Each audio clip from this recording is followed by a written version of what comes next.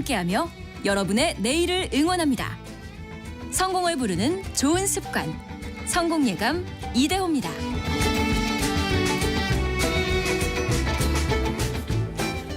성공예감 이대호입니다. 2부의 문을 열겠습니다. 7월 5일 금요일 오전 10시 5분이 됐네요. 경제상식 퀴즈 정답부터 알려드려야죠. 정답은 홍콩이었습니다. 홍콩. 홍콩 반점 아니고 좋은 의미의 홍콩이 아니라 그 OECD에서 조사를 해보니까 우리나라의 지식재산권, 그러니까 가전제품부터 시작해서 각종 브랜드, 화장품까지 가장 많이 베껴서 만든 나라, 적발된 지역을 보니까 나라라고 하기보다 이제 지역으로 보니까 홍콩이 1위더라라는 거였습니다. 중국 본토에서 만들어서 걸린 것보다 홍콩에서 만들어와서 들여와서 걸린 게 더 많았다. 아무래도 중개무역을 통해서 그런 데이터들이 잡혀서 그런 것 아닌가라는 생각도 들고요. 정답 홍콩 맞춰주신 분들이 많이 계시는데 그래도 홍콩에 대해서는 좋은 기억들 많이 갖고 계신 것 같습니다. 안정래님, 이거 좋은 기억인가? 여름에 생각나는 공포영화 홍콩 귀신 강시였다고. 문화, 영화 이런 데서 이제 많이들 익숙하게 겪으셨으니까요. 정연희님이 홍콩 의외여서 깜짝 놀랐습니다. 당연히 중국일 줄 알았는데요. 라고 그 의견 주셨고요. 홍순자님, 홍콩과 중국 짝퉁도 하나의 중국인가요? 라고 촌철살인 멘트를 보내주셨네요. 그리고 0157님은 이렇게 그 카피해서 만든 것은 빨리 고장납니다. 이렇게 또 의견을 주셨습니다. 근데 카피해서 만든 것도 그렇고 중국산 제품 우리나라에 정말로 공격적으로 많이 들어오고 있습니다. C커머스라고 하는데 그 C커머스의 공습 잠시 후에 이야기를 나눠볼게요. 잠깐 증시 한번 보고 넘어가겠습니다. 오늘 증시 상황이 좋습니다. 코스피가 0.7% 오른 2845 연중 최고치 올라가고 있고요. 코스닥도 0.75% 오른 847포인트까지 오르고 있습니다. 오늘 삼성전자가 어제 3%대 상승에 이어서 오늘 1.5% 추가로 오르면서 85,900원, 거의 86,000원까지 삼성전자가 올랐거든요. 오늘 실적 발표가 있었습니다. 영업이익 예상치가 한 8조 원대 초반이었는데 10조 원을 넘겼습니다. 그래서 예상보다 아주 큰 어닝 서프라이즈가 나오면서 삼성전자가 급등하고 있고 반도체 관련 주식들도 상당히 오르면서 코스피, 코스닥 흐름이 훈훈하게 나타나고 있네요. 또 코스닥에서는 바이오 관련주들 알테오젠, HLB, 삼천당 제약 등등 시가총액 상위 바이오 종목들도 많이 오르고 있네요. 환율은 1370원대까지 조금 더 내려왔습니다. 1378원. 1378원까지 아무래도 증시가 좀 올라가니까 환율도 좀 진정되는 흐름이 나타나고 있네요. 여러분은 혹시 그 쇼핑 요즘엔 어디서 하십니까? 혹은 쇼핑을 많이들 하시나요? 아니면 엄청나게 그 광고 마케팅이 펼쳐지고 있는 그 중국 플랫폼 기업들을 혹시 사용하진 않으십니까? 국내 유통기업들은 그 앞에서 막 흔들리고 있습니다. 근데 그게 온라인뿐만 아니라 대형마트, 편의점까지 지금 막 부진한 상황인데요. 하나하나 같이 한번 따져보고 배워보시죠. 숙명여대 경영학부 서용구 교수와 함께합니다. 안녕하세요, 교수님. 네, 안녕하세요. 온라인 쪽부터 좀 한번 짚어볼까 하는데요. 그래도 현재 많이 쓰는 그 플랫폼이 쿠팡 아니겠습니까? 네네. 쿠팡은 그래도 몇 년 전에 흑자를 기록했다라는 게 화제가 됐었는데 최근엔 또 다시 적자로 돌아섰다고 합니다. 네. 어떤 이유에서일까요? 글쎄요, 쿠팡이 7분기 전에 그 2022년 1분기부터인가 흑자 전환이 돼가지고요. 오랫동안 이제 2015년에 이커머스로 전환되고 나서 거의 한 7년 이상을 계속 만성 적자로 해서 우리 유통업계에서는 언제 망하나 이렇게 굉장히 말들이 많은데 계속 적자가 나니까 그렇죠. 그 적자를 감수할 수 있느냐 그랬더니 이제 2022년 1분기부터 이제 흑자 전환되면서 상당히 분위기가 좋았었는데 그 지금 이제 7개 분기 만에 이번에 적자가 됐습니다. 그래서 그게 알테시라고 하는 우리 차이나 커머스의 영향인가 이런데 기자들도 많이 저한테 질문도 많이 했는데요. 그 알테시의 영향은 저는 미미하다고 보는 게 알테시가 이렇게 지금 한국에 상륙한 지가 얼마 안 되거든요. 네, 그렇죠. 본격적으로 알리익스프레스는 한 2, 3년 됐지만 테무가 본격적으로 들어온 게 작년 말부터 들어왔기 때문에 그 알테시의 영향보다는 최근에 이제 그 쿠팡이 그 프리미엄 브랜드 이커머스 플랫폼인 파페치라는 회사를 인수했거든요. 네네네. 그 인수한 금액을 아마 이렇게 회계적으로 아. 깎아낸 게 아닌가 생각이 들고요. 그 매출은 계속 좋게 나오고 있어요. 쿠팡은 현재까지는요. 아하. 그러니까 좀 프리미엄을 주고 사서 그 영업권을 좀 이제 손상 처리를 해야 되니까 회계적인 이슈도 좀 있는 것 같다. 그리고 알테쉬는 알리, 테무, 쉬인이라고 합니다. 예. 그 세 가지 플랫폼을 이제 묶어서들 그렇게 부르죠. 예. 혹시 교수님도 이렇게 중국 그 플랫폼 이용해 보신 경험 있으세요? 저는 뭐 연구를 해야 되기 때문에 다 한 번씩 사봤는데요. 아, 예. 테무가 그 중에 충격적인데 예. 2,750원짜리 그 운동화 두 개를 예? 5,400원 주고 샀죠. 운동화가 5,400원이라고요? 하나가 2,700원입니다. 굉장합니다. 잠시만요. 슬리퍼 아니고 아니요, 정말 뭐 러닝화. 아니 운동화가 어떻게 2,700원이에요? 아니 한번 들어가 보세요. 충격적인데요. 이 테무의 가격은 굉장히 충격적이에요. 그래서 진짜 이건 충격이네요. 쇼핑 라이크 빌리어네어라는 슬로건을 가지고 있는데 빌리어네어처럼 억만장자처럼 쇼핑하자라는 게 이제 테무의 그런 가격 구조고 이게 지금 이제 중국 차이나 커머스가 한국에 들어오는 게 굉장히 어떤 의미가 있냐면 전 세계 이커머스 업체 1위가 어딘 것 같습니까? 당연히 미국의 아마존이죠. 아마존. 근데 2등, 3등, 4등 업체가 전부 다 중국이에요. 징동닷컴, 알리 그다음에 테무인데 테무가 원래 이제 핀도도라는 네. 기업이고 해외 직구 브랜드를 테무라고 하기 때문에 예. 핀도도인데 그래서 이제 2등 징동닷컴, 3등 알리바바, 4등 핀도도, 다음에 5등이 쿠팡입니다. 그래서 그 간단히 얘기하면은 지금 3등, 4등 전 세계 3등, 4등 업체가 한국에 진출해서 5등 업체를 위협하고 있다. 이렇게 보시면 되겠습니다. 아, 야, 이거 진짜 뭐 공룡들의 싸움입니다. 공룡들의 싸움. 근데 진짜 궁금한 게 아니 어떻게 그 러닝화가 운동화가 슬리퍼보다 쌀 수 있는가? 혹시 밑창 다 뜯어진 거 아닙니까? 그래서 두 개를 막상 받아보니까 네. 하나는 못 신겠더라고요. 예, 접착이 불량해서 이제 비가 오면은 이제 물이 들어가겠더라고요. 그래서 하나는 버리고 하나는 신고 있습니다. 아니 근데 이게 유통 구조적으로 네. 아니 어떻게 그렇게 싸게 팔 수 있는 거예요? 그래서 이게 뭐 또 만인의 궁금증인데요. 테무에 그런 놀라운 동그라미 하나가 없지 않습니까? 2만 뭐 4천 원까지는 이해가 되지만 그렇죠. 2,400원이다. 그러면은 굉장히 충격적인데 네. 그거 외에도 더 충격적인 가격들이 많이 있습니다. 그래서 뭐 전자제품 같은 경우도 10,000원, 뭐 9,000원 이런 것도 많고요. 이렇게 테무가 저가격을 초저가격을 구현할 수 있는 이유는 그 만드는 곳 자체가 그리고 이 회사가 완전 신생 회사거든요. 2015년에 그 만들어진 회사고 그 이 테무가 지금 저 중국에서 3등 업체잖아요. 네. 징동닷컴, 알리익스프레스, 알리 다음에. 예. 근데 이제 흑수저 출신의 콜린 황이라고 하는 1980년 출생자인데 항저우 출신입니다. 또 아주 재미있게 네. 그 항저우 출신인데 알리바바의 창시자, 그 창업자, 그 마윈하고도 같은 지역의 고향이에요. 항저우. 그 홍콩 왼쪽에 항저우가 있지 않습니까? 그래서 이 콜린 황이라고 하는 이분이 그 중국의 현재 부자 2등까지 올랐더라고요. 그러니까 8년 만에 지금 이렇게 역사를 만들고 있다. 이렇게 보시면 되고 주로 이제 알리하고 이제 징동닷컴이 중국의 1선, 2선 도시에서 이미 장악하고 있기 때문에 주로 시작부터 2015년에 시작부터가 3선, 4선 도시인데요. 네. 3선, 4선 도시로 내려가면은 우리가 거의 모르는 도시들입니다.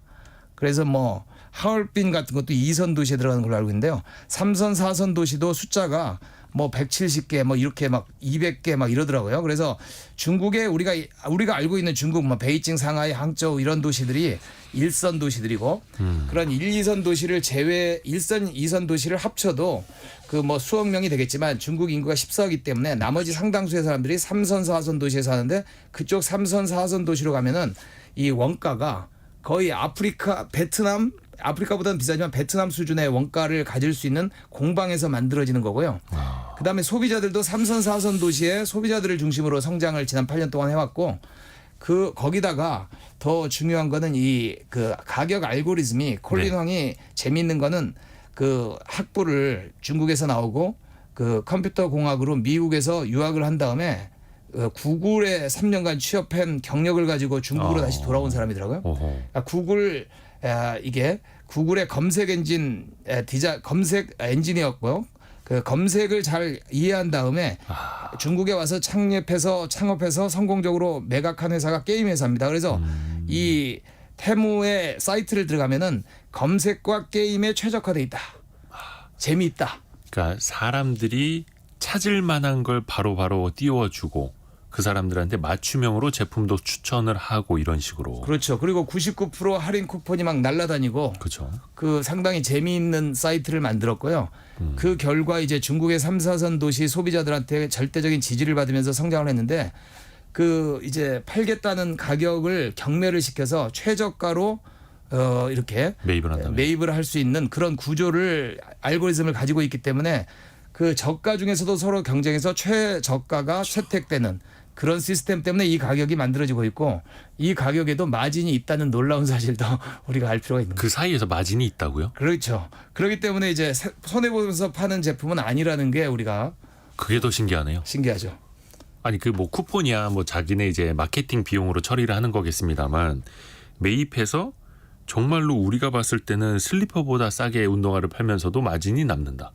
이거 마진이 뭐 거의 뭐 1원, 2원 그쵸, 수준인 걸로 알고 박하겠습니다만 있습니다. 예, 예. 그래도 손해는 보지 않는다. 그러면 이게 역설적으로 지속 가능하다는 게 될 수도 있잖아요. 그 무서운 공세가. 맞습니다. 그래서 테무가 급성장해서 지금 이제 징동닷컴이나 알리바바를 위협하고 시가총액도 지금 알리하고 거의 똑같은 수준의 그 8년 만에 이런 놀라운 성과를 만들어낸 거는 이 콜린왕의 한마디로 뭐 천재적인 알고리즘 창조다라고 볼 수가 있겠죠. 값싼 노동력에다가 또 생산자와 판매자로 이제 바로 이어주는 그런 유통 단계도 건너뛰어버리고 또 마케팅도 엄청나게 하고 있고 그 쇼핑에 들어가 보면 아시겠습니다만 뭔가 쇼핑을 게임하듯이 하게끔 막 유도를 하고 이게 또 무섭다는 생각도 듭니다.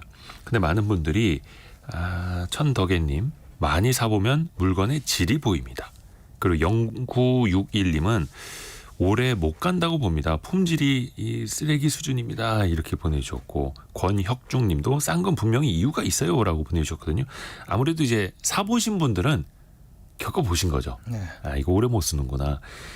근데 처음에는 중국의 공습이라는 말이 나올 정도로 이용자가 우리나라에서도 급증을 했잖아요. 맞습니다. 근데 최근에 데이터 보니까 좀 이용자가 피크치고 좀 줄더라고요. 맞습니다. 그 알리도 그렇고요. 테무도 그렇고 3월을 피크로 이용자 수가 지금 늘어나지 않고 있는데요. 네. 알리익스프레스의 경우에는 3월에 694만 명의 활성자 수가 있었는데 월간 활성자 수로 우리 이커머스에선 따지잖아요. 네. 그래서 3월에 694만 명에서 5월에 631만 명으로 오히려 조금 감소되는. 줄었어요? 예, 예. 그래서 BC카드의 C커머스 결제 데이터 분석을 보니까 3월을 피크로 4월, 5월로 들어오니까 1%씩 이렇게 감소하는. 그래서 차이나 커머스의 화력이 지금 이제 떨어진 게 아니냐 하는 또 그런 이제 얘기입니다. 국내 소비자들 처음에는 가격에 혹하고 마케팅, 광고에 혹해서 들어가 봤다가 한두 번씩 사보니까 이거 영 아닌데 이렇게 느꼈다는 거잖아요. 또 최근에 그 중국산 그 직구한 제품에서 유해물질 나왔다는 보도도 많이 쏟아지고 있고요. 맞습니다. 그래서 특히 어린이 용품이라든지 아이섀도우 뭐 이렇게 이런 화장품이나, 민감한 예. 그 카테고리에서 유해 물질이 많이 나왔다. 어저께도 뭐 어린이 장화에서 또 예. 뭐 이렇게 나왔다는 보도가 계속 나오니까 소비자들이 상당히 이제는 차이나 커머스는 싸구려다. 차이나 커머스는 불안전하다. 이런 이제 인식을 갖게 되면서 아마 이용자 수 자체가 지금 늘어나지 않는 게 아닌가 이렇게 해석할 수 있겠습니다. 권인숙님이 그 딸이 알리에서 헤어드라이기를 5,000원 주고 산 적이 있는데 전원도 안 들어와서 바로 버리셨다고. 근데 이게 참 그쪽에서는 뭐 무료 반품도 해주겠다라고 하는데 근데 뭐 한 2,000원, 5,000원 주고 산 거 귀찮게 뭐 그냥 버리고 말지 또 이렇게 대응하시는 분들도 많이 계시더라고요. 맞습니다. 그게 아무래도 그 저기 2선, 3선, 3선, 4선 도시에서 만들어진 게 그 우리 물류센터로 직접 와서 곧바로 또 한국에 지금 이제 배를 타고 들어오는 그런 시스템이기 때문에 네. 그 우리 아무래도 품질 검사를 우리 테무 측에서도 너무 품목이 많으니까 다 할 수는 없고요. 단지 이런 여러 가지 과정을 거치면서 몇 년 되면은 그런 불량품 같은 거는 테무에서도 좀 이렇게 걸러내서 좀 더 안정화된 비즈니스 모델로 가지 않을까 이렇게 보고 있습니다. 그렇죠. 그래서 이제 심하게 말씀하시는 분들은 아니 왜 돈 받고 쓰레기를 수출하느냐 이렇게 지적을 하시는데 그들 플랫폼이 지속 가능하게 사업을 하려면 당연히 뭐 품질 수준이 이제 높여야겠죠. 안 그러면 이제 도태가 될 수밖에 없으니까요. 또 하나 이게 우리 입장에서 대응을 또 해야 되는 게 한국에다가 이제 중국 그 플랫폼 업체들이 물류센터를 짓고 한국 업체들을 입점시키고 그거를 한국인에게 판매한다라는 거잖아요. 맞습니다. 그걸 또 엄청나게 또 투자를 많이 하더라고요. 이거는 또 어떻게 지켜보고 계세요? 뭐 아무래도 그 이제 이번에 알리가 발표한 1조 5천억 정도의 금액의 투자를 향후 3년간 한국 시장에 하겠다. 네. 특히 이제 뭐 2,600억짜리 물류센터를 수도권에 만들겠다. 이렇게 이제 했기 때문에 이제 차이나 커머스가 단지 이제 직구뿐만 아니라 직구는 아무래도 늦게 배달되고 중국의 이제 물류센터에서 배 타고 오는 거기 때문에 뭐 한 일주일에서 2주 정도 걸리는데 이런 식으로 이제 수도권에 이제 차이나 커머스 알리익스프레스긴 합니다만은 직접 이제 물류센터에서 뭐 당일 배송까지는 안 되겠지만 1박 2일 배송까지는 되지 않을까. 이렇게 또 볼 수가 있기 때문에 차이나 커머스가 단지 이제 위협에 그치지 않고 알리 같은 경우는 한국의 이제 굉장한 플레이어로서 한국의 유통시장에 이제 이커머스 시장에 하나의 선수로 자리를 잡겠다는 의지를 지금 표명하고 있습니다. 그리고 특히 K베뉴 같이 코너를 하나 만들어서 지금 뭐 CJ 햇반부터 해가지고 많은 기업, 반 쿠팡 기업들이 많이 입주해 있고요. 그래서 지금 뭐 알리에서는 사실은 식품 바이어도 지금 많이 네. 그 지금 뽑고 있고 그래서 그 상당히 장기적으로 굉장히 진지한 한국 시장을 진지하게 지금 공략하고 있다 이렇게 해석할 수 있겠죠. 아니 저도 몰랐는데 지인이 그 얘기해 주더라고요. 그 중국 그 플랫폼에서 고기를 판매한다는 거였죠. 아니 고기가 어떻게 중국에서 어떻게 넘어오냐 이게 냉동이냐 그게 아니래요. 우리 거죠. 냉장인데 한국 상품 그 판매자가 파는 거를 거기다 입점만 시키고 한국인에게 판매를 하는 게 중간 역할만 하는 건데 신기하다. 근데 생각해 보면은 쿠팡도 사실은 모기업이 미국에 있고 미국에 상장을 했고 CEO도 미국 국적이고 맞습니다. 그거 보면 쿠팡이나 알리테무나 그런 또 큰 차이는 없네 이런 생각도 들고요. 예, 굉장히 헷갈리는데요. 그 예. 과거에 우리 상거래라는 게 그 이게 유통업이 지난 15년 동안 정말 너무나 상전벽해 수준으로 바뀐 것 같아요. 그래서 우리가 2012년에 우리 유통산업을 보면은 2012년에 그 대형마트 규제가 있었는데 그때는 이제 마트 사이즈가 큰 매장하고 우리가 중소상인 작은 매장 또는 전통시장하고 뭐 기업형 소매업 이런 식으로 우리 시장의 경쟁 구도가 있었거든요. 그래서 이제 대형마트에 대해서 영업시간 출점 규제도 그때 만들어진 거거든요. 근데 불과 지금 10년밖에 안 지났는데 지금 그 의미 자체가 완전히 퇴색됐고 지금은 온라인 이커머스냐 그 오프라인 매장이냐 오프라인 매장이 상대적으로 엄청 퇴조를 겪었죠. 그래서 사실은 코로나 3년이라는 그 기간이 그 미래 10년을 땡겨왔다 이런 말 우리가 할 수 있는데 향후 10년 동안 벌어질 모든 어떤 발전을 3년 동안 해버렸기 때문에 지금 네. 이커머스가 훌쩍 성장을 해가지고 지금 경쟁은 이커머스 대 오프라인 소매업의 경쟁이고요. 더 나아가서는 이커머스 업체들이 이런 어떤 테무 같은 독특한 스타일까지 이제 탄생을 했지만 주로 우리가 쿠팡에서 보는 것처럼 플랫폼 기업이기 때문에 네. 그 엄청나게 뭐 B2B, B2C 그다음에 뭐 물류 그래서 이제 이걸 우리가 리테일 테크 기업이라 그러는데 하나의 소매 기업이 테크 기업화돼 가지고 그 지금 우리가 일반 사람들이 이해하기는 상당히 어려운 상황으로 지금 넘어갔죠. 그렇죠. 유통기업이 IT 기업이 되는 거죠. 맞습니다. 많은 분들이 그 의견 보내주고 계시는데요. 2470님이 아는 여자분이 그 테무에서 브라우스를 샀는데 몇 번 입지도 않았는데 팔 부분이 찢어졌다고. 뭐 과격하게 입으셨을 수도 있고요. 0340님은 호기심에 10번 정도 사보고 품질과 유해 성분 검출로 인해서 바로 앱을 삭제했습니다. 라고 보내주셨고요. 2916님은 테무에서 전자레인지 2단 선반을 샀는데요. 전자레인지 올리자마자 휘었어요. 앱을 지웠습니다. 이게 제가 요거를 뭐 이렇게 해외 업체라고 해서 편파적으로 이제 골라서 읽어드리는 게 아니라 저희 청취자분들이 실제로 이렇게 많이 보내주고 계십니다. 뭐 좋은 품질의 좋은 제품을 사서 쓰셨다는 분도 의견 보내주시면 저희가 읽어드리겠습니다. 근데 이게 아무래도 그 초저가의 사람들이 혹할 수밖에 없는 게 지금 이제 물가가 너무 높은 시대다 보니까 가격적으로 어떻게 보면 끌릴 수밖에 없잖아요. 맞습니다.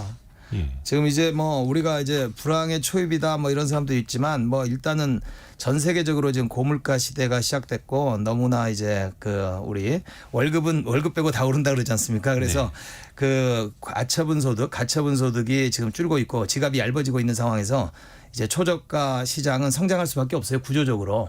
그래서 뭐 다이소라든지 이런 업체들이 계속 지속적으로 지금 성장하고 있는 건데 그 막 이커머스 쪽에서는 다이소 같은 게 없었는데 이제 알텟이라고 하는 얘네들이 그 이커머스 업체 중에서 다이소 역할을 하는 거죠. 정말 초저가. 모든 물건 다 있고 정말 놀랍다. 가면 부자 같은 느낌이 있다. 그리고 이제 많은 분들이 아직까지 쉬인은 많이 안 써보셨을 것 같아요. 알리테몬은 이제 공격적으로 마케팅을 하니까. 근데 이제 쉬인도 본격적으로 들어온다면서요? 맞습니다. 쉬인이 금년 이번에 5월부터 상당히 본격적으로 들어오는데 에이블리가 떨고 있죠. 에이블리라고. 거기 이제 예. 저기 쉬인은 참고로 옷을 아주 싸게 파는 곳이요. 맞습니다. 티셔츠 한 장에 그냥 뭐 2,000원, 3,000원짜리도 있고 막. 예. 우리가 그냥 유니클로라든지 그 여러분들이 많이 다시는 H&M, 예. 한국엔 뭐 자라 예. 이런 매장들을 우리가 SPA 브랜드. 맞습니다. 스파 브랜드라고 하잖아요. 네. 그 PB로만 해가지고 그 싸게 동대문 패션이죠. 우리나라 동대문 패션이라고 보시면 되겠습니다. 그런데 우리나라 동대문 패션이 에이블리로 지금 성장을 해가지고 에이블리가 뭐 3조 원 가치가 있는 상당히 이제 여성들이 너무나 좋아할 수 있는 그런 이커머스 업체로 성장 중인데 지금 네. 또 갑자기 쉬인이 들어온 거죠. 더 센 놈이 들어온 거죠. 아. 쉬인은 에이블리를 강타할 것이다 이렇게 지금 보고 있습니다. 요것도 많은 분들이 이제 나중에 품질을 보고 판단을 하시겠습니다만 지금은 뭐 10,000원도 안 되는 옷 뭐 이런 걸 이제 앞세워서 공격적으로 치고 들어오고 있고.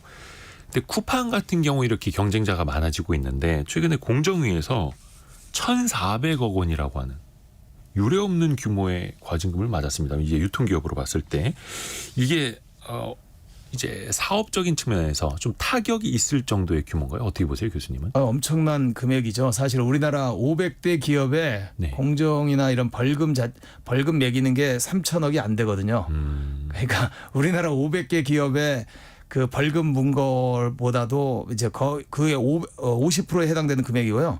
사실은 1,400억 정도면 이거 굉장히 약간 천문학적인 숫자예요. 보통 서민들한테는 그죠? 예. 그래서 이런 엄청난 금액이 이제 과징금을 받았는데 더 재밌는 거는 쿠팡이 강력히 지금 여기에 저항하고 있거든요. 그렇죠. 그래서 소송 결국은 가겠다고 하죠. 예, 한국 정부와 쿠팡이라고 하는 뭐 공식적으로는 미국 기업이 한국 법원에서 만날 수밖에 없는 지금 운명으로 가는 거죠. 그러네요. 그러니까 뭐 모기업이 이제 미국에 있으니까 미국 기업의 한국 법인 그런 개념인 거죠. 쿠팡은. 맞습니다. 이거는 뭐 이제 법적으로 이제 나타난 결과를 이제 지켜봐야 될 테고요. 근데 쿠팡과 알리익스프레스 그 알리바바의 공통점이 있더라고요. 맞습니다. 그 소프트뱅크 손정희 회장이 투자를 한 기업이잖아요, 둘 다. 손정희 회장이 우리 자이니치라고 하는 우리 제일교포 3세잖아요. 네. 일본 분이죠, 공식적으로. 근데 네. 소프트뱅크라고 하는 우리 회사를 운영하고 계신데 그 소프트뱅크와 비전 펀드로 유명하잖아요. 그래서 쿠팡보다도 알리바바가 처음에 스타트업 단계에서 마윈이 스타트업 단계였던 2000년에 그 지금부터 24년 전에 2천만 달러를 그 그렇죠. 투자를 해가지고 3,600배 번 그 역사가 있잖아요. 투자한 금액에 예. 엄청난 역사였잖아요. 우리 스타트업 투자에. 그래서 손정희 회장께서는 그 뭐를 가리지 않고 비전이 있으면 70% 정도의 성공 확률이 있으면 투자하는 걸로 유명하신 분이잖아요. 그래서 네. 쿠팡도 이제 손정희 회장이 그 2조 1조 이렇게 두 번에 걸쳐서 투자를 하지 않았으면 오늘날 쿠팡이 존재하지 않았습니다. 그래서 가장 어려울 때 우리 창업자 범김이 도쿄에 날아가서 손정희 회장을 이제 면담을 했는데 30분도 얘기하지 않은 상태에서 2조 원 투자를 결정해 주는 그정 손큰 전 세계에서 가장 손큰 투자자가 손정희 회장인데요. 우연히 이제 알리바바 그룹에는 오래전부터 투자를 해서 계속 회수를 하고 있는데 최근에 또 많이 파셨더라고요. 그래서 지금 현재 알리바바의 4% 정도밖에 보유를 하지 않고 계신데 그 쿠팡 같은 경우도 많이 가지고 있기 때문에 쿠팡에 많을 때는 40% 정도까지 가졌었는데 자기가 투자한 회사들끼리 한국에서 지금 어떻게 보면은 뭐 카니벌라이제이션이라고 하지 않습니까? 자기 잠식을 하는다. 자기가 투자한 회사 둘이서 서로 싸우고 있다. 이렇게 가지고 또 약간의 또 기자들의 관심을 가졌죠. 그러네요. 그 예전 스토리 찾아보면 손정희 회장이 알리바바의 마윈 회장을 만난 지 5분 만에 투자 결정을 내렸다. 그래서 이 사람이 뭐 자기의 비즈니스 모델이나 이런 걸 설명하는 게 아니라 자신의 비전을 막 이야기를 하더라. 그래서 5분 만에 투자 결정했다 하고 또 범킴은 이제 김범석 의장의 이제 미국 이름이죠. 미국 국적이니까 손정희 회장이 김범석 의장을 만나서는 30분 만에 투자 결정을 했다. 네. 5분하고 30분하고 좀 차이는 있네요. 쿠팡이 조금 덜 매력적인가 봐요. 근데 손정희 회장 입장에서는 본인의 그 직관 이걸 좀 많이 강조하고 싶은가 봐요. 사전에 다 연구가 된 상태죠, 당연히. 밑에 수많은 보고서를 보고 다 만난 거겠죠. 근데 쿠팡이 여기에 멈춰 있는 게 아니라 어떻게 이제 수세에만 몰리는 게 아니라 또 공세를 펼치는 게 있어요.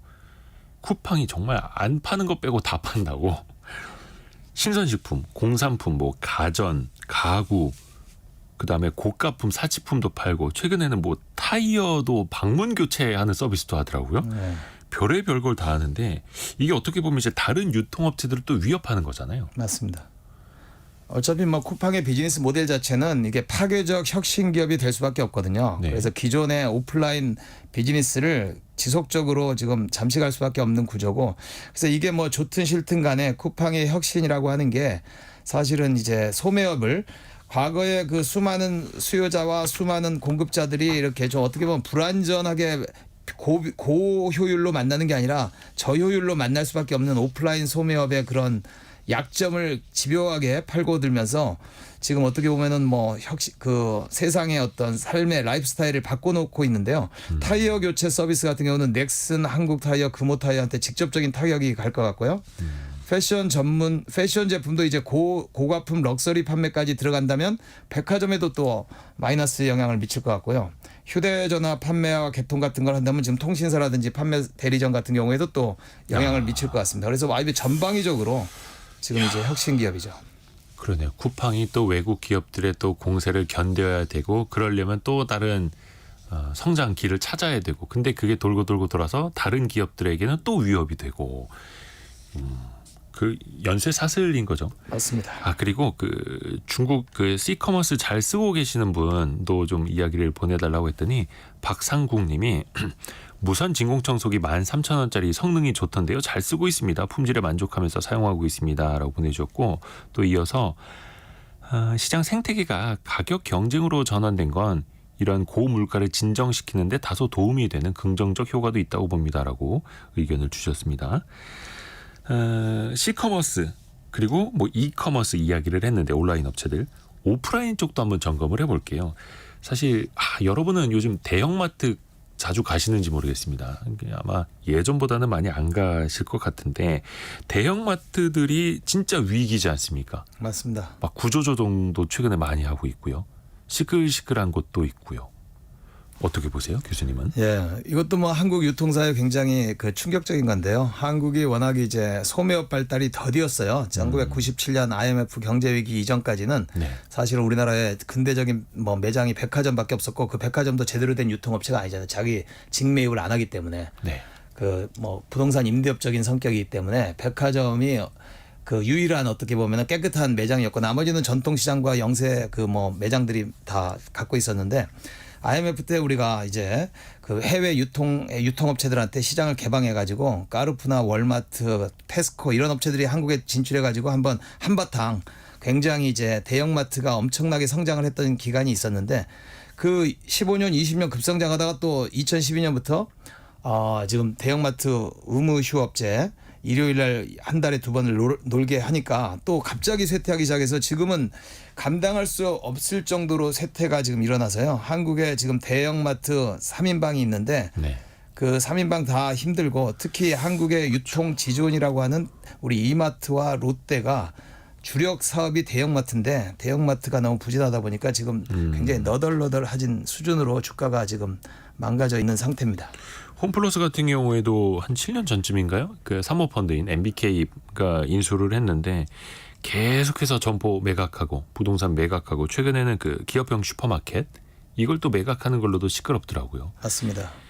근데 홈플러스의 SSM 슈퍼마켓이잖아요. 네. 그 홈플러스 익스프레스라고 하는 그 매각 한 270개 매장 정도가 이제 매각으로 나왔는데 대형마트는 아니고요. 슈퍼마켓 그 사업부만 매각을 하는데 이제 인수자가 별로 지금 없어요. 사겠다는 데도 없고. 그래서 지금 약간 나오긴 나왔는데 시장에 지금 이게 매력적이진 않은 것 같습니다. 그러니까 MBK 같은 경우에도 수조 원을 주고 샀지만 속된 말로 이제 물린 거고 이걸 또 회수하기 위해서 막 자산을 이제 쪼개서 팔고 있는데 그 사이에서 노동자들은 또 이제 불안감을 느끼고 있고 거기 또 이제 뭐 시위도 계속해서 이어지더라고요. 맞습니다. 신세계 그룹도 상황이 많이 안 좋죠. 매우 굉장히 충격적이죠. 사실은 이마트 그룹이 네. 사실은 그 본사 사옥까지 9천억에 팔면서 이베이 같은 걸 인수했잖아요. 근데 쓱닷컴에 붙이는데 사업 이커머스에 이게 붙질 않아요. 그래서 그러니까 그 G마켓하고 옥션을 운영하는 이베이 코리아를 예, 인수했죠. 맞습니다. 근데 별로 그 효과가 없나요? 3조 원 투자한 것 치고는 정말 그 계속 인수하고 나서부터 적자니까 예. 흑자 기업을 인수했는데 적자고 스타크는 원래 적자인데 계속 적자고 그래서 이커머스 쪽에서 굉장한 성공을 못했기 때문에 어떤 애널리스트가 우리 이마트 그룹의 주가가 지금 시총 5조에서 지금 1조 5천억까지 떨어졌어요. 거의 계속 신저가 가더라고요. 그러니까 그런 충격적인 이유는 둘 다 잘하려다가 아무것도 못하게 됐다 뭐 이런 충격적인 보고서도 나왔죠.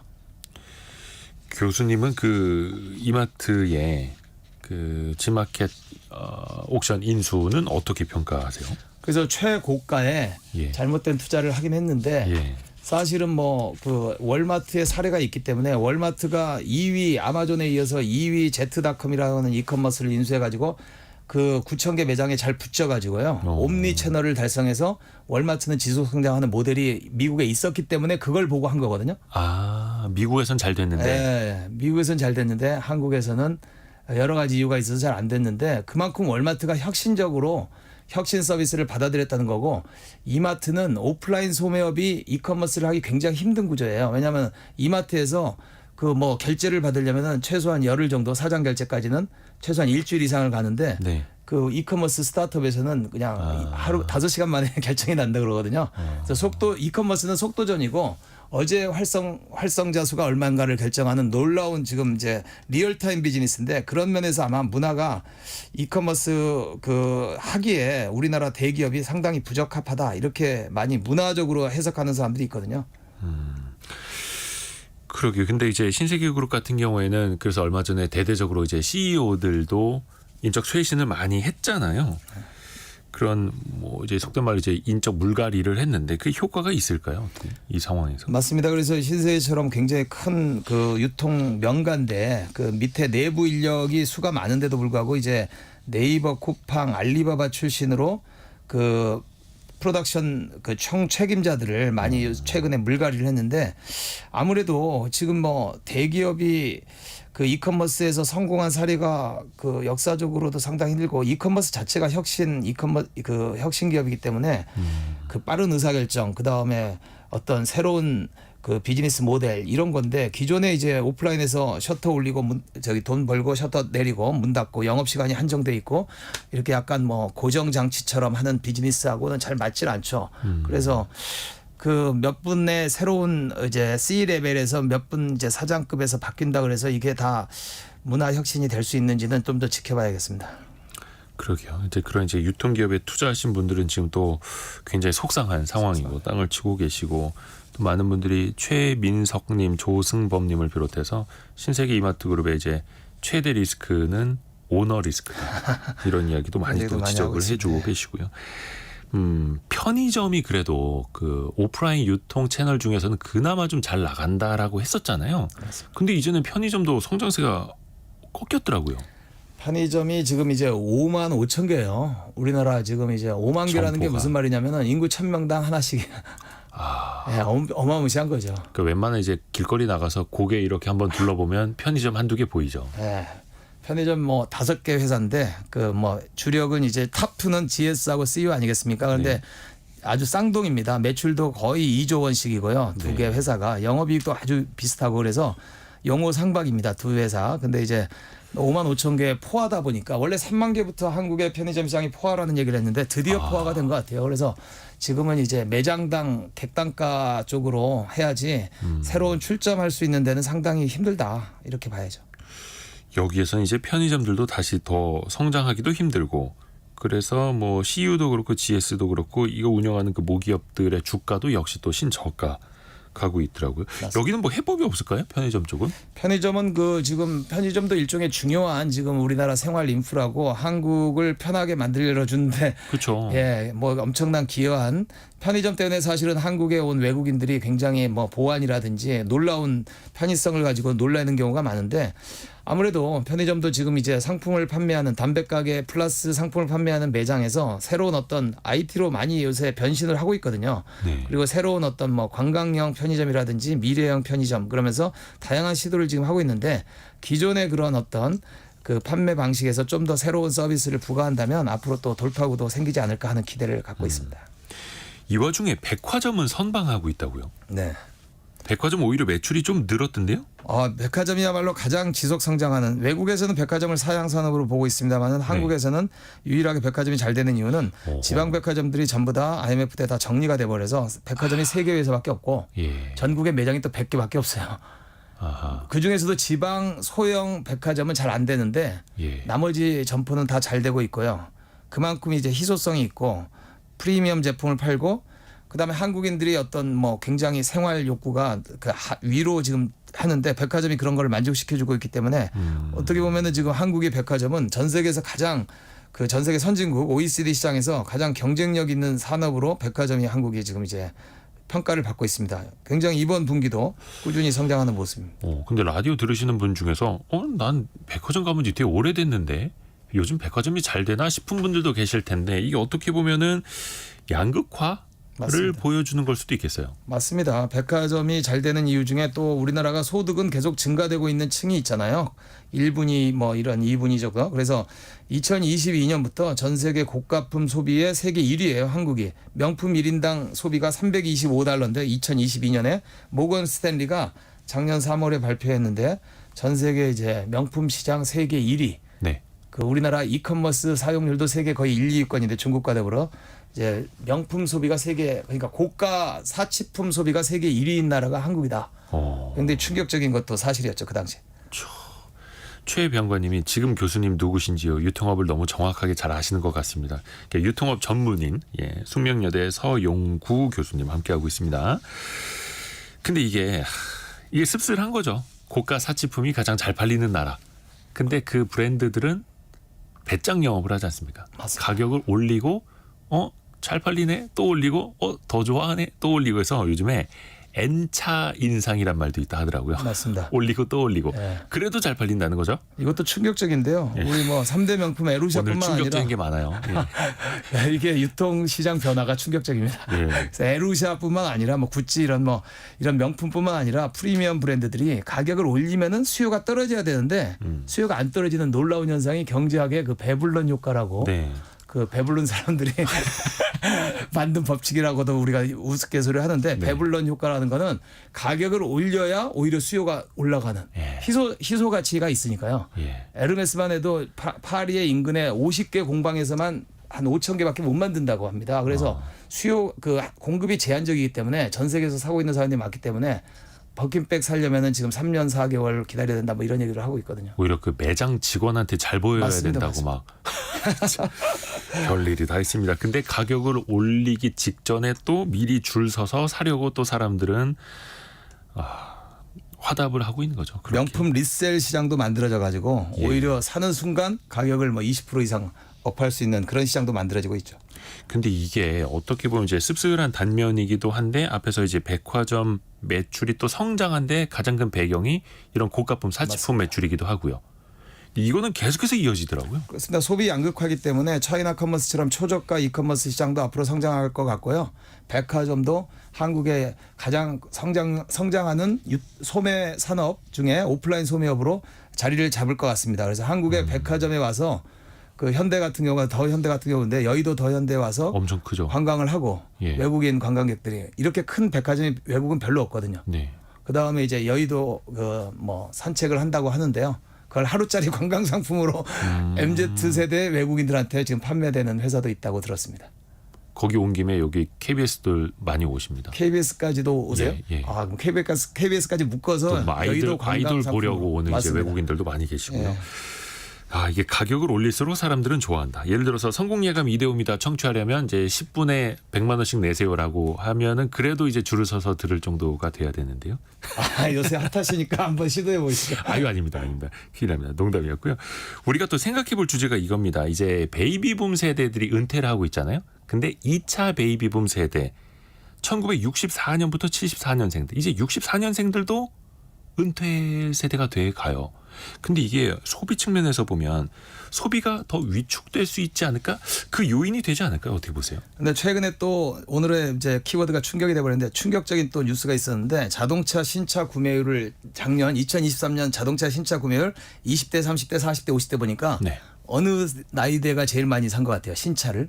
그 젊은 세대 구매가 좀 줄었다고 들었고요. 맞습니다. 원래 20, 30대가 신차를 많이 사고 40, 50대는 중고차를 사야 되는데 50대가 제일 많이 샀어요. 신차를. 아, 그 패턴이 바뀌었다는 예, 거예요? 예. 그래서 20, 30대가 중고차를 사고 40, 50대가 신차를 더 많이 사는 놀라운 이제 어떻게 보면은 한국의 2차 베이비 붐이라고 하는 1964년부터 74년까지 출생한 사람들이 우리나라 역사상 가장 건강하고 가장 돈이 많고 가장 자산이 많은 집단이다. 이렇게 그렇죠. 보시면 이 되겠습니다. 경제 성장을 같이 하기도 했고 또 누릴 수도 있는. 근데 그분들이 은퇴를 하면 경제적으로는 어떤 영향이 있을까요? 그래서 지금 이제 한국은행에서 그 연구 노트로 발표를 했잖아요. 예. 그래서 2차 베이비 부머가 법정 은퇴 시간이 앞으로 10년간 계속 은퇴하면서 한국 경제에 0.38% 정도의 마이너스 효과가 있을 것이다. 그거를 막기 위해서는 정책적으로 이분들을 뭐 더 일하게 하고 더 이렇게 활기를 돋게 도와줘야 된다. 뭐 이런 얘기를 하고 있죠. 그래야지 이제 한국의 이제 경제 성장률을 좀 더 유지할 수 있다라고 하는 보고서를 냈는데 저도 동감하고요. 저는 이제 1955년부터 74년까지 출생한 20년 동안 출생한 사람들을 일본에서 나온 말인데 그란드 제너레이션 지지라고 부르고 있습니다. 그 이유는 위대하기도 하고 그 가장 우리나라 그 20년 나이대로 이렇게 묶어 보면은 가장 수가 많거든요. 네네. 1,700만 명 정도 되는데 그런 이런 세대가 너무 과거의 패러다임대로 은퇴하고 쉬고 요양원 가고 뭐 이렇게 생각하지 말고 최대한 늦게까지 지금 곱하기 자기 나이에다가 0.8을 곱해가지고 최대한 오랫동안 일하면서 더 활력 있게 사는 게 한국 경제에도 도움이 되겠다라고 하는 거죠. 그랜드 제너레이션 GG. 그러니까 어떻게 보면 이제 황금 세대일 수도 있는데 그분들의 은퇴를 그냥 은퇴로만 받아들일 게 아니라 재취업, 제2의 인생 그리고 계속해서 일하고 소비할 수 있는 그런 세대로 계속해서 또 이어가야 되겠습니다. 이게 GG라고 표현해 주셨는데 게임 용어로 굿게임이라고 게임을 끝낼 때 이런 용어를 쓰기도 하거든요. 아 그래요? 근데 우리나라 지금 내수가 너무 안 좋잖아요. 맞습니다. 그냥 이렇게 지지치고 끝낼 게 아니라 네. 그 제네레이션을 잘 또 활용하는 이분들이 그런 다 시대로 쓰고 가져가야죠. 죽도록 이렇게 정부가 정책을 해야 됩니다. 그냥 갖고 있으면 일본처럼 됩니다. 아, 예. 싸고 있으면 안 되고요. 소비를 또 해줘야. 소비. 예. 예, 그리고 또 이제 같이 생산과 소비 선순환으로도요. 자, 오늘 숙명여대 경영학부 서용구 교수와 함께했습니다. 고맙습니다. 네. 라디오 정보센터 다녀옵니다. 지난 4월 적자를 기록했던 경상수지가 지난 5월에는 반도체 등 수출 호조에 힘입어 89억 2천만 달러 흑자로 집계됐습니다. 흑자폭은 2년 8개월 만에 최대 수준을 기록했습니다. 국민권익위원회는 앞서 종결 처리한 김건희 여사 고가 가방 수수 의혹 사건에 대해 재신고를 접수했다고 밝혔습니다. 카카오의 SM엔터테인먼트 시세 조정 의혹을 수사하는 검찰은 오는 9일 김범수 전 카카오 이사회 의장을 피해자 신분으로 소환 조사할 예정입니다. 조합원의 성비위 등 부도덕한 행위로 그가 가입한 조합까지 신용을 잃게 됐다면 정관에 따라 제명할 수 있다는 대법원 판단이 나왔습니다. 지금까지 라디오 정보센터 뉴스 정한나였습니다. 애프터 서비스 시간입니다. 곽지현 리포터 안녕하세요. 네, 안녕하세요. 네, 청취자분의 질문 들어볼까요? 네, 9038번님, 청년 부채 탕감할 수 있는 정책 어떤 것들이 있는지 궁금합니다. 일단은 부채를 탕감하는 제도 자체가 있는 거는 아니고요. 네. 가끔 무슨 뭐 이제 사면을 하듯이 정책적으로 좀 어려움에 빠지신 분들 일시적으로 그런 혜택을 드리는 거는 있습니다만 이거를 제도적으로 찾는 거는 조금 부적절해 보이긴 합니다. 왜냐하면 빚은 갚아야죠. 그렇죠. 근데 이제 탕감하는 걸 찾아달라는 건 좀 부적절한 것 같고요. 네. 채무 조정은 있습니다. 특히 이제 청년, 대학생, 미취업 청년은 금융회사 채무를 3개월 이상 연체하고 있는 사람들이 그 신청을 할 수가 있는데요. 대학생 채무자 같은 경우에는 졸업 시까지 채무 상환을 유예받을 수 있고요. 졸업 후 취업 시까지 최장 4년 이내에서 상환 유예를 또 받을 수 있는 것이 있습니다. 요거는 서민금융통합지원센터를 방문해서 상담받고 신청을 하시면 되고요. 네. 다만 이제 청년층부터 탕감을 요구할 게 아니라 열심히 일해서 갚는 갚아야죠. 길을 찾아야죠. 네. 다음 질문은요? 네, 7294번님. 정부 시행법 중에 배당소득세 감면한다고 소식 들리던데 경제용어는 어렵고 헷갈립니다. 이대호 박사님이라고 표현하셨네요. 네. 이대 박사님 시원하게 알려주세요. 예, 저는 학사이고요. 그 용어가 어려워요. 배당소득세 저율 분리과세. 그러니까 정부가 이번에 배당을 늘리면, 그러니까 자사주 매입 소각을 비롯해서 배당을 많이 늘리면 그 최근 3년 대비 늘린 금액의 5% 정도를, 그러니까 5%를 초과한 금액이 5%에 한해서 네. 법인세 감면 혜택을 주겠다라고 했고요. 네. 그리고 그 증가된 배당금에 대해서 받는 부분을 저율로 분리과세하겠다라고 밝힌 거예요. 네. 그게 뭐냐면 배당과 이자 소득세는 15.4% 세율이거든요. 네. 그걸 9.9%로 분리과세해 주겠다라는 건데 다만 조건이 있습니다. 네. 증가한 배당금에 대해서 그 기업이 예년에 주던 것보다 더 많이 준 것에 대해서만 일종의 그 차익이 늘어난 거에 대해서만 세제 혜택을 더 주겠다. 이렇게 좀 조건부를 달았죠. 그렇죠. 자, 다음은 청취자 송소진 님이 보내셨습니다. 송수진 님. 코인도 세금을 내나요? 내년부터 내게 됩니다. 이게 원래 가상자산도 이제 소득세법으로 들어가서 기타 소득으로 분리과세되도록 해놨었는데 네. 이게 2년간 유예가 됐었거든요. 네. 이제 뭐 7월 말에 정부가 어떤 정책을 발표하는지는 봐야겠습니다만 현재까지의 계획대로라면 내년 1월 1일부터 가상자산도 양도했을 때 소득세를 내게 됩니다. 그렇군요. 자, 다음은 이재정님. 소고기 경매 가격 얼마인지 궁금합니다 하셨습니다. 그러니까 7월 2일 기준으로 한우 산지 경매 가격은 1kg당 15,032원입니다. 그러니까 소 한 마리 무게가 한 평균 600kg라고 하면은 한 마리당 한우 한 마리 경매 가격은 901만 원, 901만 9,200원이라고 보시면 되고요. 그 지난 1년 전과 한번 비교해 보면 그 당시에는 1kg당 7,378원이었습니다. 그러니까 1년 전보다 한 2배 이상 올랐다고 보시면 되고요. 이렇게 한우 경매 가격 또 소비자 가격 알고 싶으시면은 축산물 품질 평가원 홈페이지에 한번 들어가 보시죠. 들어가서 오른쪽에 보시면요. 축산 유통 정보 실시간 경락 가격 클릭해서 이 그래프로 가격 추이 보실 수가 있고요. 또 기간별로 가격 좀 비교해 보고 싶다 그런 분들은 이 실시간 경락 가격, 또 기간별 경락 가격 클릭하시면요. 날짜 설정하셔서 확인하실 수가 있습니다. 시간이 벌써 다 됐네요. 곽지현 리포터와 함께했습니다. 고맙습니다. 네, 고맙습니다. 감사합니다.